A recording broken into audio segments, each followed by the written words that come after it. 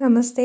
आज मैं लेके आई हूँ जो टॉपिक उसका नाम है Calcutta high court refuses to quash case against magistrate accused of raping litigant women on pretext of marriage.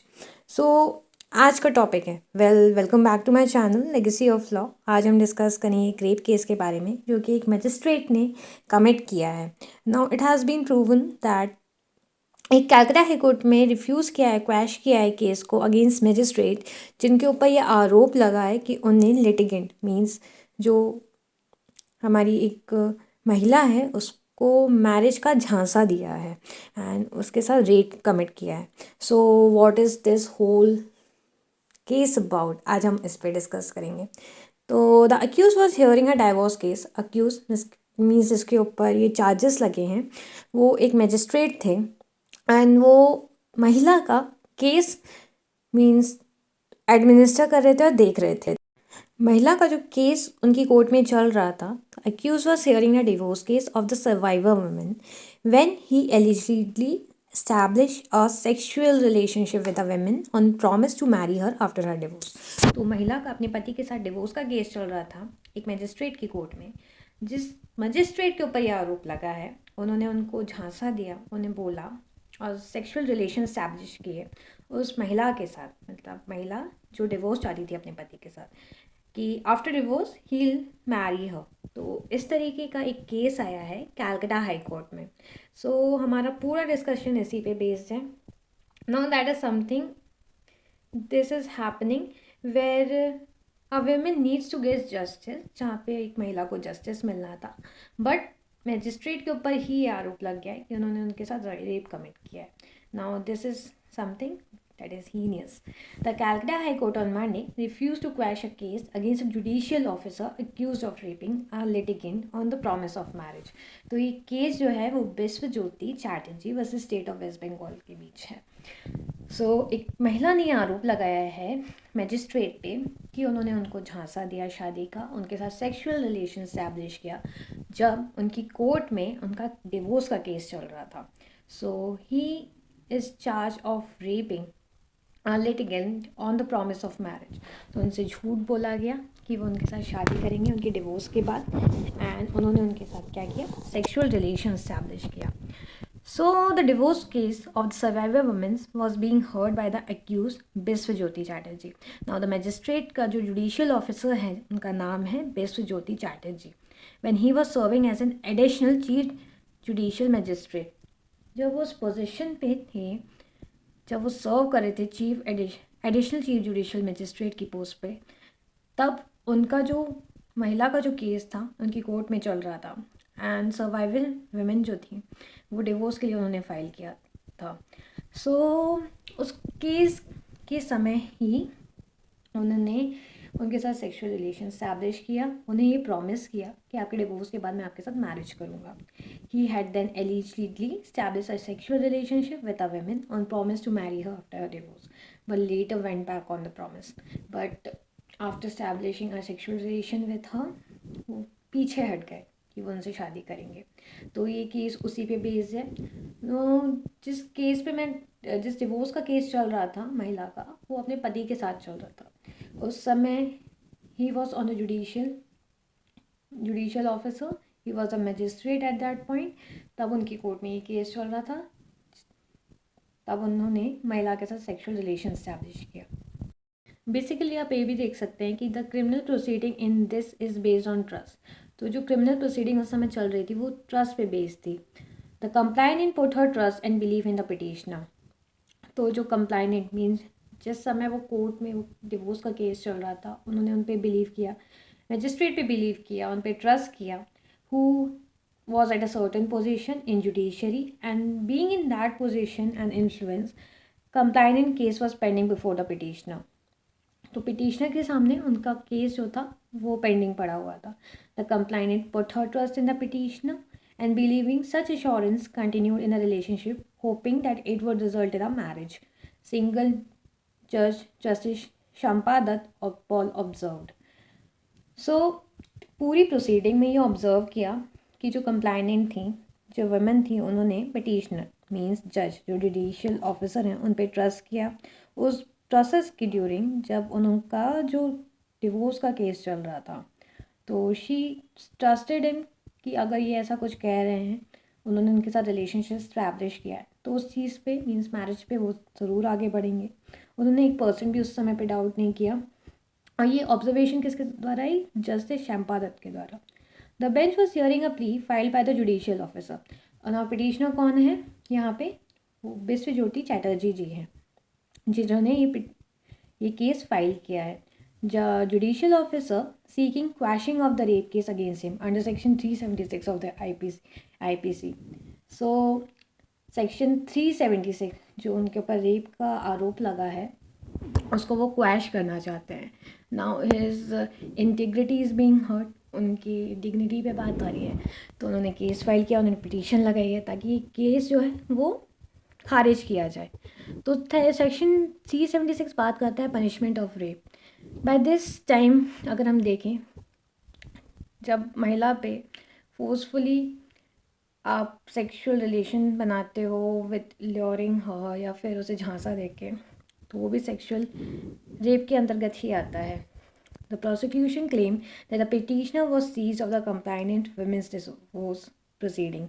He promised to marry her after her divorce and maintain a sexual relation with her. For over a years it was submitted. तो साल भर उनके साथ उन्होंने sexual relation establish किया। उन्होंने उनको ये झांसा दिया कि उनके डिवोर्स के बाद वो उनसे शादी करेंगे, एंड ये झूठ बोल के उनके साथ सेक्सुअल रिलेशन स्टैब्लिश किया। So she trusted her, she was fully, उस टाइम पर उनको लग रहा था कि let's see like this phase is going not going right, means उनका डिवोर्स चल रहा था हस्बैंड के साथ। So she thought may be this is the second chance she is getting, and after this divorce he will marry her as the judicial officer entrusted her. उनको ये विश्वास दिलाया गया, वेमेन को ये विश्वास दिलाया गया। Now there are various fact अगर हम देखें इस केस में, तो जो कि ये प्रूव करते हैं कि जुडिशियल ऑफिसर जो हैं वो रियली गिल्टी हैं। First thing is that he even rented a room for the women. उन्होंने किराए पे उनके लिए घर लिया, उनके सन को, बेटे को एक अच्छे स्कूल में एडमिट करवाया। Then petitioner refuse to marry the women after she got divorced. So उनका ट्रस्ट बनाए रखने के लिए उन्होंने उनको एक रूम लेके दिया, मीन्स रेंटेड रूम दिया, उनके सन को एक अच्छे स्कूल में एडमिट कराया, उनके साथ सेक्सुअल रिलेशन स्टैब्लिश किया उस टाइम पे 1 साल तक, एंड देन रिफ्यूज़ कर दिया शादी से। The bench noted that the investigation in this case was extensive and several important and incriminating evidence was collected by the investigating officer, including text messages, statement recorded under Section 161 of the CRPC, details of places where the complainant and the petitioner had physically established a relationship. तो multiple things यहाँ पे consider की गई, सिर्फ किसी के बयान को लेके ही इस चीज़ पे बिलीव नहीं किया गया। प्रॉपर इन्वेस्टिगेशन हुई है, एक्सटेंसिव इन्वेस्टिगेशन हुई है, starting from the rented room, then admitting his son in a school, उसके बाद टेक्स्ट मैसेजेस, हर चीज़ को अच्छी तरीके से स्क्रूटनाइज किया गया। देन बहुत ही मल्टीपल एविडेंस ऐसे मिले जो कि ये पॉइंट करते हैं yes the case that is going on, और जो आरोप लगाया गया है वो सही है, गलत नहीं है। यहाँ पे सेक्शन 161 की भी बात हुई है, जो कि NCRPC जो कि डिस्कस करता है examination of witnesses by police. जो इन्वेस्टिगेशन ऑफिसर्स होते हैं वो ओरल एग्जामिनेशन करते हैं विटनेस का, एंड फैक्ट्स एंड सर्कमस्टांसेस देखते हैं कि वेदर इट इज़ करेक्ट और नॉट। यहाँ पे सेक्शन 161 CRPC की इसलिए बात हुई क्योंकि जो पुलिस ऑफिसर हैं एंड इन्वेस्टिगेशन ऑफिसर हैं, उनकी ये ड्यूटी होती है कि वो ओरल एग्जामिनेशन मीन्स बयान और एविडेंसेस को अच्छे से इन्वेस्टिगेट करें। Cognizable whether the petitioner conducted himself in bad faith or with intention to deceive the complainant is to be adjudicated at a time of trial by way of adducing evidence. At this stage, the material in the case is sufficient, making out a clear case of cognizable offense against the petitioner, the bench noted. यहाँ पे क्या होता है कि जो petitioner होता है वो इस तरीके से अपने आप को कंडक्ट करता है बैड फेथ, इस इंटेंशन के साथ ताकि वो डिसीव कर सके कंप्लाइनेंट को।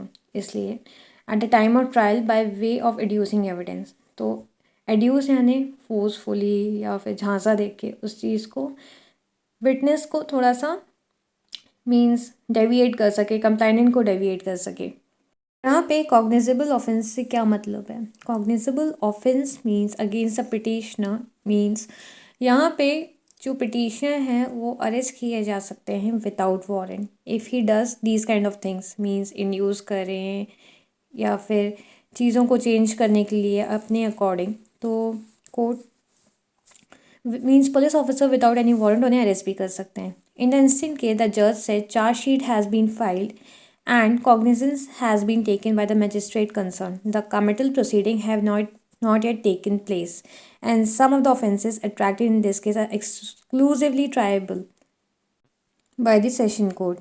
तो इस इंस्टेंट में क्या होता था, जज ने क्या कहा है, chargesheet has been file, chargesheet file कर दी गई है, and cognizance has been taken by the magistrate concern. The committal proceeding may not yet taken place, and some of the offences attracted in this case. In the present case, there is substance in the allegation and material exists to prima facie make out the complicity of the applicant petitioner in a cognizable offence, which is a triable via court of session, and as such proceeding in this case should not be quashed. And this is a fit case where the inherent power of the court should not be exercised, the bench opined.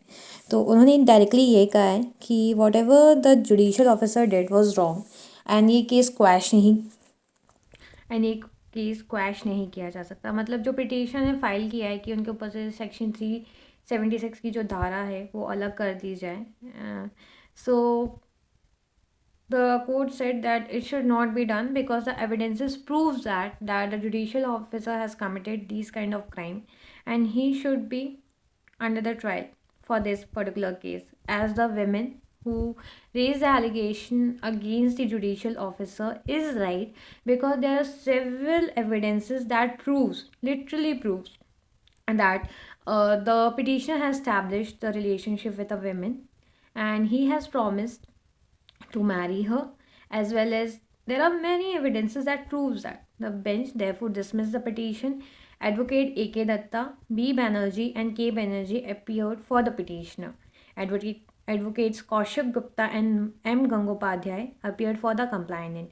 Advocates Saibal Bapuli and A. Bhattacharya represented the state. So these were the advocates who have represented the cases. अगर state के side से देखें, advocate Cyble Bapuli and ए भट्टाचार्य ने state को represent किया था। Women को represent किया था advocate Kaushik Gupta and M Gangopadhyay appeared for the complainant, जो कि विमेन थी, एंड एडवोकेट ए के दत्ता, बी बनर्जी एंड के Banerjee appeared for the petitioner, जो कि जुडिशियल ऑफिसर थे. So this was the case on my YouTube channel legacy of law. Stay tuned with me guys, and do you think the Calcutta High Court did something right against a judicial officer or not?